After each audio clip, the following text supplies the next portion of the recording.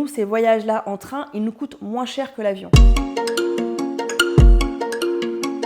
On peut tout à fait se dire, bon, moi, mon objectif, c'est d'arriver au Maroc le plus rapidement possible et donc je ne m'arrête pas, je ne visite pas. Et là, on peut arriver en 1 jour et demi. À nous, ça nous prend 3 jours et demi à l'aller, 2 jours au retour et en fait, on s'éclate. Nos vacances, elles commencent déjà à peine arrivées dans le train. Un voyage comme ça prend beaucoup de temps à organiser. D'abord parce qu'on est nombreux, on est 2 adultes, 3 enfants. On construit ses itinéraires en fonction des endroits où on veut s'arrêter, où c'est pas trop cher, en fonction de son budget évidemment. Nous, ces voyages-là en train, ils nous coûtent moins cher que l'avion. Ça nous coûte par exemple 1 800 € à nous 5, aller-retour. L'avion, nous par exemple, aller-retour Paris-Casablanca en plein été, ça nous coûte entre 2 500 et 3 000 €. Ça fait 3 voyages aller-retour qu'on a fait.